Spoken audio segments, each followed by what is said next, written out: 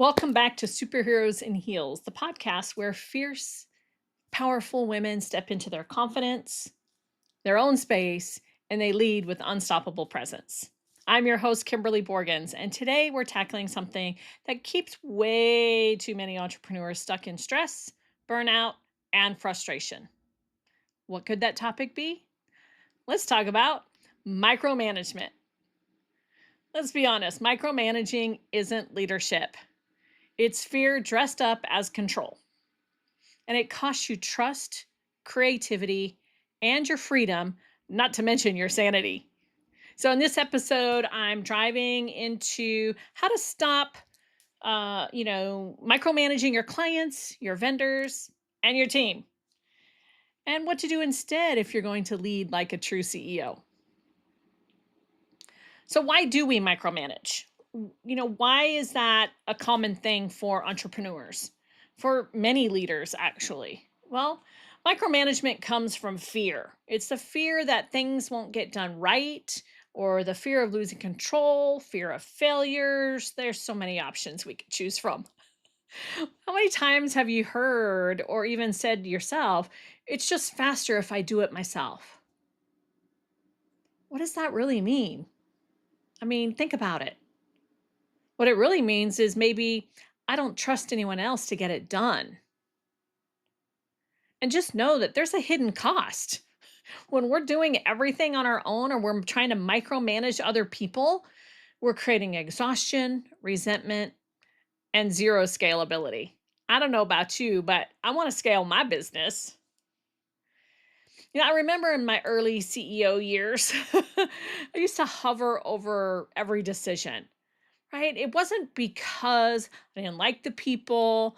It was just because, I really had to stay connected to it. I mean, I had to approve my team's emails before they sent them out because I didn't trust they were saying the right things. I'd check their spelling. Let's see, or review every client proposal. All right, some of you know what I'm talking about. I know it. You're doing the same thing that I used to do, or some version thereof, right? It kind of helped me feel in control. Some people used to call me a control freak. And there are some things that I'm a little freaky control about, but I am no longer a micromanager because I realized that I was the bottleneck of my own business. I was stopping things, I was preventing things from getting out on time. I was holding people up from doing their job. And if you think about for you, if you have to touch everything to make it work, you don't have a business. What you really have is a burnout plan. Now, I'm blessed enough to have caught that early, learned some skills. And what I want to do today is kind of share with you some things on how micromanagement shows up for people and then some solutions so that we can get past that micromanage phase. Okay. Some people don't micromanage. What they do is just kind of dump. They just let everybody else to do it, but then they take all the credit for everything. That's not what I'm talking about here either. I just want to point that out. And that's not this conversation, but I do want you to know that there is also that side of it. So let's talk about how micromanagement shows up for people. Micromanagement shows up in our businesses for our clients, for example, like we're overchecking the process, constantly asking for updates, tweaking deliverables midstream. We're digging in or jumping in before their deadline to get that information to us. Look, if you're concerned about a deadline, and we'll get into tips later, but if you're concerned about a deadline, create a deadline that's earlier than your actual deadline, so that if there's some things that need to be course corrected later, you have time to make that happen. Never give somebody a deadline that's like your deadline. Okay, that's a little quick tip there, especially working with clients, vendors, staff, anybody. Is I never give them my deadline. I create a deadline before that so I have time to help course correct that if necessary. But for our clients, it shows up by changing the scope of their work too often.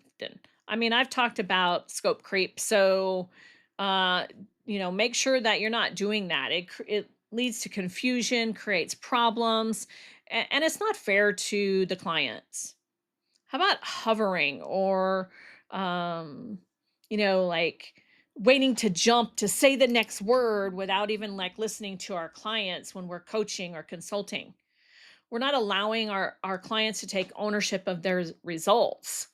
And that's creating more problems. You're creating a space where you need to be needed, when in reality, what you want to do is create the space that you're valued, that your opinions matter, that they want to continue to work with you because you're guiding them in the right direction. But when you're micromanaging your clients, that's not what happens. How about our vendors? Not trusting professionals to do what you hired them to do. How about redefining everything your graphic designer or your copyright writer sends? I know for me, like when I first started with a copywriter, I didn't feel that she had my voice yet. So she would create stuff, I'd go back, I'd retype it. But I only did it for a short period of time until she could get my voice. Once she got my voice, it was like, you go, girl. And then I never even looked at them again until they came out. So you have to pay attention to how you're micromanaging those people that you're hiring to help you. How about giving too many how-to directions instead of focusing on the what, the why, and the vision? When our vendors know our what and our why and our vision, then they're the ones who can help create the space for us to step into their gifts and their talents, because they can back us knowing what our what and our why and our vision are. And then our staff, how it shows up with staff. Look, and it shows up with our family and our kids. It's kind of the same way as it does with our staff. So just keep that in mind. But not negotiating with our staff or renegotiating when a deadline meets, not delegating decisions, right? Everything has to go through you versus somebody else can manage it. Overcorrecting small errors, right? We're, Sometimes the errors need to happen so that we can course correct them so that it can get fixed for long-term stuff. Or refusing to let people fail and learn from those failures. You're robbing them of growth. I don't want to rob them from growth. So you want to ask yourself maybe just this little question here. Do I want to control or do I want results? Because you can't have both at the same time. Somebody just gasp right now. You cannot have control if you want the results, because the results could happen, but it's you pushing, you forcing, you making it happen. And it's really, the results really are, you have two people working for the same amount of money. Like, why are you paying somebody less than you so that they could do the work that you're not meant to do? In reality, you're paying that person a whole lot more because you're getting involved in it. Your time is valuable. When you can let go of that control and dig into more, these are the results that I'm looking for. Can you create these results? How can you get them done?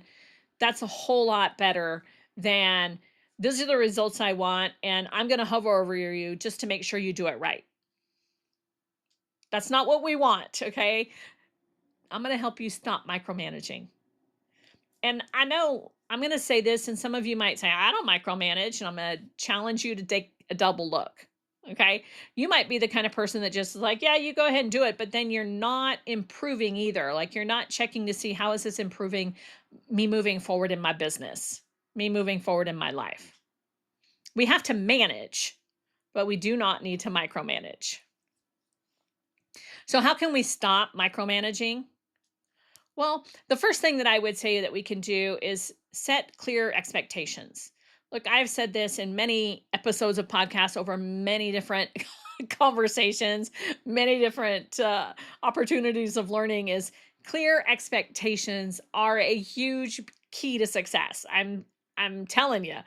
But we have to start with those clear expectations. What is it? What is it that we need from them? People can't hit a target that they can't see. So you have to define what success looks like for every project, and you have to do it very clearly. What are the deadlines? What are the outcomes that you're looking for? What pieces are the priorities? right? Give them the information that they need and then get out of the way and let them do it. Let them also know that you are there if they need help or guidance through it. And don't try to like force your way of trying to figure it out. I'm open for questions. The second thing I would say is to use systems, not surveillances. Create dashboards, create a project board. There's a lot of project boards out there. There's Asana. I personally use Trello. There's ClickUp. There's so many out there. You just find whichever one that you want to use. And Basecamp, I know we use that one as well. But check the system, find out, is the system working? If there's a problem and something is not working with your staff, with your vendor, or with your clients, what you want to do is check to see what is the system we have in place, because most of the time the system is the problem, not the person. The person is willing, they are able, but something isn't working right within the system. That's different than a person not being willing, or they just don't have the skill set and they're not able. Most of the time, it's because there's a flaw in the system somewhere. Something's just not working right. They didn't understand something about that system just right. So you want to make sure to check the system with them. Tell me, how did what's going on? Oh, that's not working for you? Okay, let's see what we can figure out. Where did you come up against this? And then manage them through that system. And once you see if there's a problem with the system, you course correct that problem. It helps you to stop babysitting people.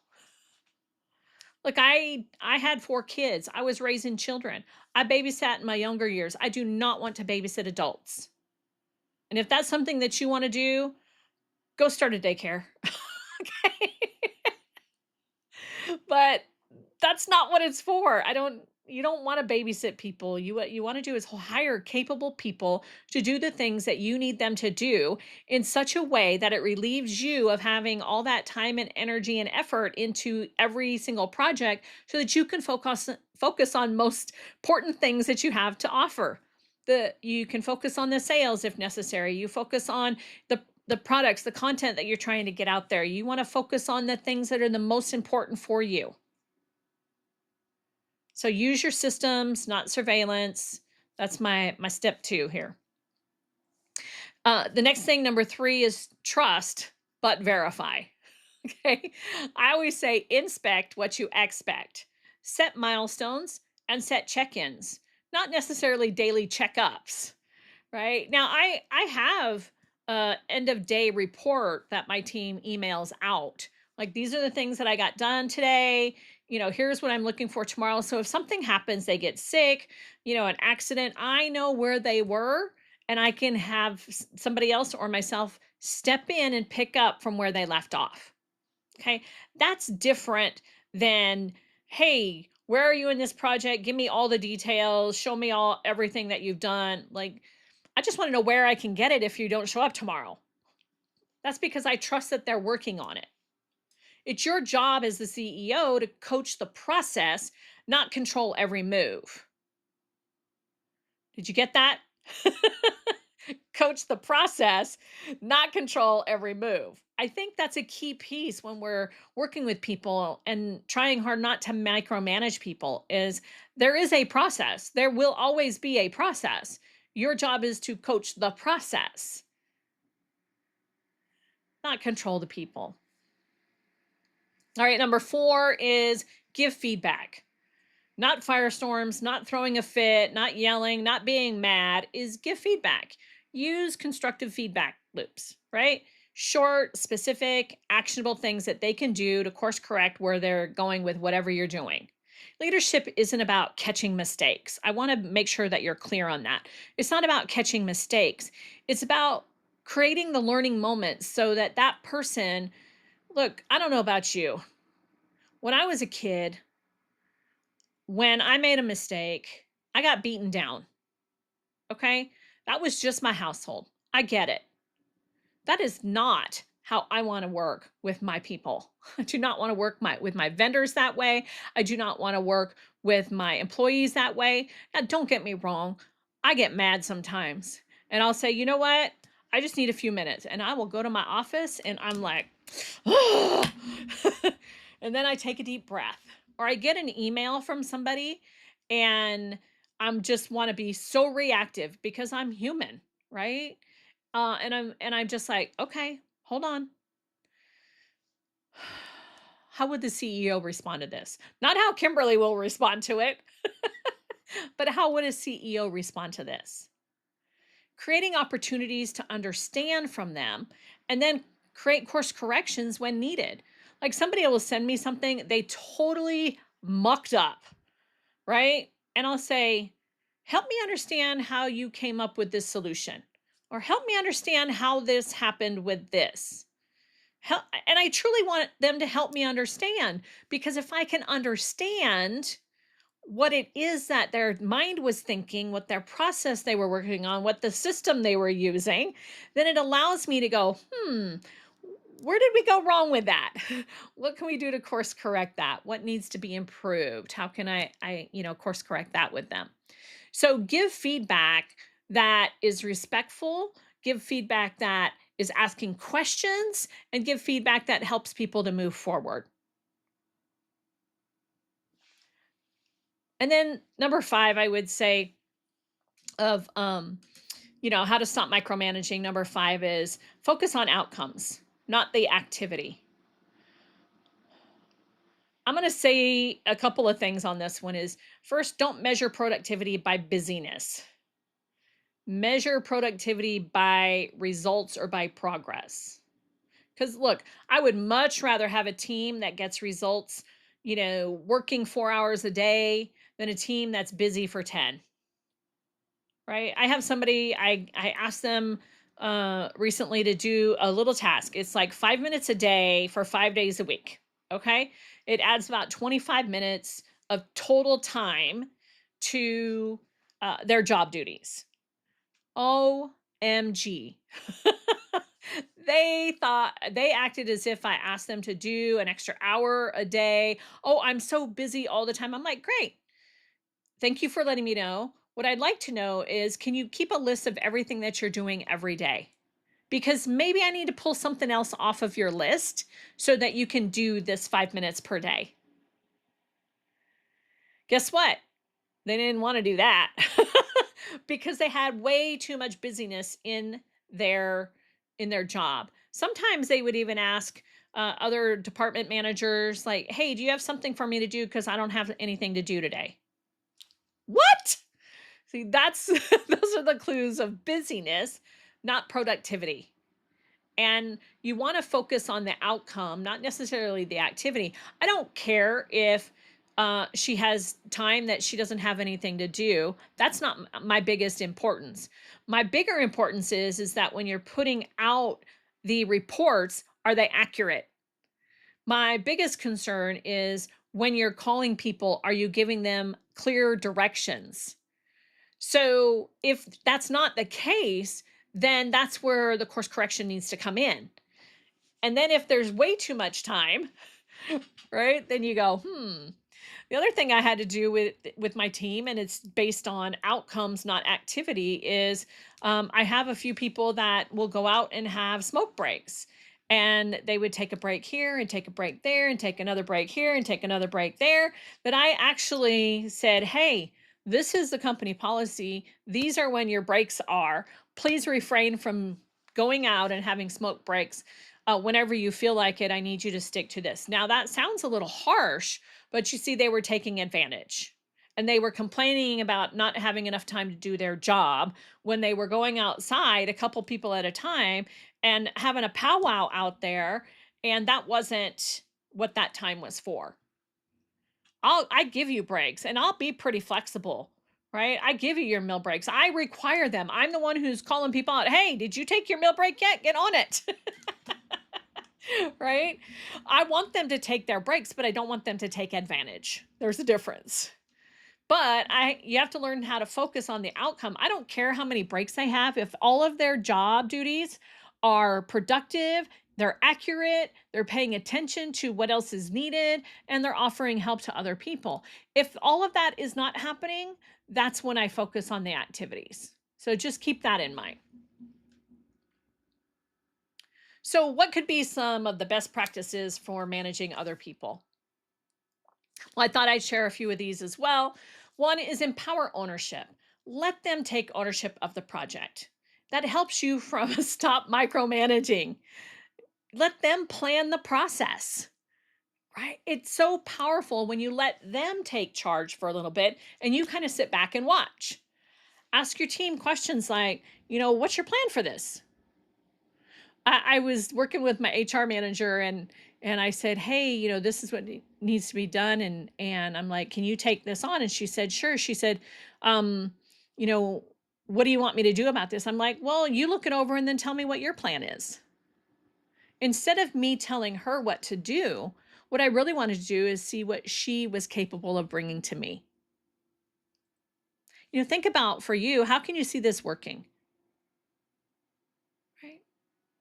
That's another question I would ask him. Well, how do you see this working, moving forward if something comes up? Or what are your thoughts to solve this?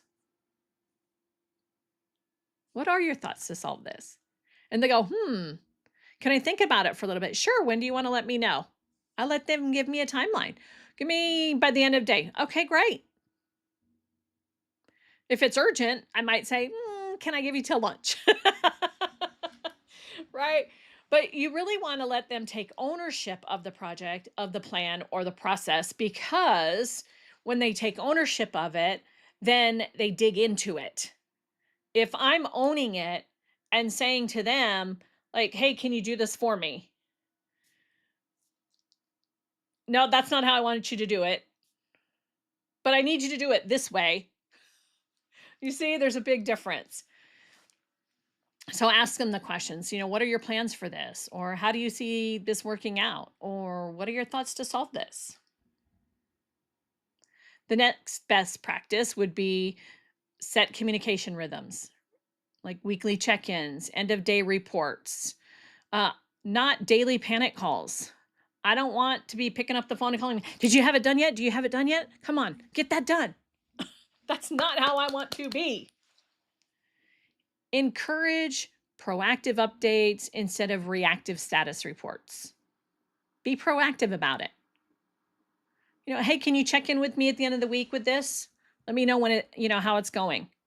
I can't tell you when I do this, when I give projects to people and let them take ownership and I have them set the communication rhythm, 90% of the time, those things are done even before the expectation to begin with. They give me plenty of time. You want to create safe space for feedback. You giving them feedback, I talked about with micromanaging, but when you're looking for best practices, you want to create a safe place for them to give you feedback. I was talking to um, my business partner and I said, XYZ, this is what needs to happen. And the HR manager, he went to the HR manager said, no, this is, what the law says. And so he came back and said, I can't do that because that's the law. And I said, no, that's not the law. This is what the law says. These are best practices for other companies, but that is not the law. So we got all three of us together and I let her, give us feedback, tell us why she thought that was the law. I want people to not be afraid to tell me the truth. When they're not afraid to tell me their truth, even if it's not accurate, I want them to be able to tell me their truth. But if people are afraid to tell me the truth, they'll never step up into that space that I need them to step into. It'll never be the best for them for sure. But if I go, okay, tell me why, help me understand this. So you said this is what the law says. Help me, where did you see that? Great. Can you show me the law? And she does, and then she's like, oh, because in her previous companies, those companies, it was the best practice versus what the law said. And so sometimes it's just a matter of letting people give you feedback. Like we've asked our HR manager, like, give us feedback on this upcoming new law proposed or whatever, and she'll give us feedback. And we'll go, okay, great, go for it. She's pled her case. She gave us feedback. So if I create the safe space for them to give me feedback, it also creates a safe space for me to give them feedback. So feedback is a two-way street. Other best practices is know what your strengths are and know what their strengths are. People get hired for a lot of reasons. I want to hire people for their zone of genius, not just as extensions of my arms. I don't want to hire a me. I want to hire somebody who's different than me, somebody who can bring in extra things, somebody who can bring in who things that go, hey, Kimberly, I noticed you guys aren't doing this, but could we add this to our process here? I'm like, tell me about it. It's very rare that I will say, you know what, thanks for that information. We're not going to do that. Occasionally we do. Occasionally we do. I'm going to say, nope, that one's not going to work at this time. Not because of the person, what they were bringing to us didn't sound smart or brilliant or anything like that, but maybe they've been with us for a year and we did this 10 years ago and it's a complete failure. Okay. I mean, they just don't know. But sometimes people want more. And as a business owner, you have to decide what enough is and what more we can give. And so we have to know our strengths, but we also have to hire people who have different strengths than us so that we can let them shine where I'm not meant to shine. I don't need to be the center of attention based on results because I hid out for many, many years in my business. I am not that center of attention gal. And so that's been a challenge for me in this podcast. I'll be honest, is, how do you get out there and become celebrity like in a podcast, in doing webinars, in, branding and all of the things that we have to do in social media and connection with people when that's not your thing, that's not your strength. I like to just sit back and do the job, not have to go out there and be seen in front of all the people. And so a lot of times, I just hired people who could do all of that. My business partner is great at all of that. Okay. He's my husband too, but still, he's great at all of that. I had to learn to be great at it. But I had to hire people who were teaching me because it was their genius, not mine. So hire people for what's most important for them, and then build a culture of accountability. Look, my clients named me the queen of accountability 20 years ago because I held people accountable for what they say they wanted. My coaching style is full on accountability. What is it that you want? How do you want to get that done? Okay, here's some guidance on getting that done. Okay, we're going to connect next week. Let's see how far you've come. To me, accountability is not punishment. It's ownership. It's saying that together we're going to succeed. Together we can fix just about anything because you take responsibility for your part and I walk alongside you to make sure that you don't fall. So when you're micromanaging people, what you're doing is not allowing them the opportunity to take responsibility. And when they don't have responsibility, there's no accountability to go behind it. I want people to have accountability. That means I have to give them the responsibility and I have to let go of managing or micromanaging people in such a way that they take ownership of it. I hope you really heard that from my heart. I want people to win. I want people to be successful. If somebody works for me for 6 months and they leave, even if they didn't like working for me, they learned a few things along the way about themselves that they can take to another job, they can take home to working with their families. I know that we won as a company, that they won as an employee, even if they weren't satisfied in the end. Because they were able to take responsibility for something, they had accountability, and they could take that home to their family too. I think I got a little excited about that one. All right. How can you make a superhero shift? Look, micromanagement is a mask for fear, fear of something going wrong, something that could make you look bad, feeling out of control. It's a fear of consequences, maybe that you didn't know about. Leadership, on the other hand, is an act of trust. When you stop trying to control everything, you actually create space for excellence, for creativity, possibility of learning, right? Imagine that, the possibility of learning from people that you hired. A real superhero in heels woman doesn't just do it all. She builds a team that can do it with her, right? A team that sees her vision and is willing to step in and say, hey, here's how I can contribute. I want women leaders that can say, here's how I can contribute.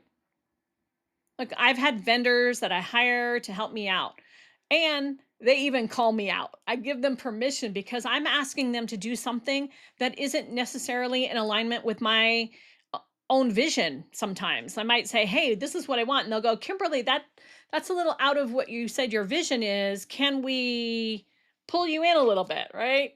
Or are you sure that's what you want to do? Or can I share an idea that I have on how to make that happen better?" When you hire vendors that are willing to say those things to you, be willing to listen.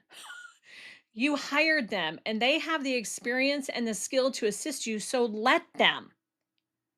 Don't try to micromanage them. And clients, oh, clients don't need you to grab them by the hand and show them around like a 5-year-old. What they need is for you to guide them with questions, with suggestions, with ideas, and then ask them how they want to proceed. They have their own experiences to create the results that they're looking for. They just need a guide. Be a guide. Don't be a boss. And trust me, I get my bossy pants on every now and again. But if you could walk away today with this episode, if there's anything that I would say take away from this is really focus on, if you're micromanaging people, what's the fear that you have that's holding you back from letting people do what they are a genius at versus you? Allow yourself to at least name what that fear is. And then catch yourself. Catch yourself stepping out of that fear and into confidence, into bravery. And if today's episode hits home for you, take one thing that you're still micromanaging and hand it off this week. Test your leadership muscle by letting go. And if you love this conversation, share it with another powerhouse woman who's ready to rise into her leadership role. I'm Kimberly Borgens, and I'm just reminding you that power isn't control. Power is in confidence. So thank you for joining me today over here in my podcast, Superheroes in Heels. And if you want to join me and learn more about what I'm doing to support my clients, head over to kimberlyborgens.com. Join me for my free membership, the Hive Hangout. And until next time, keep leading fiercely, keep those heels moving and grooving. Be blessed.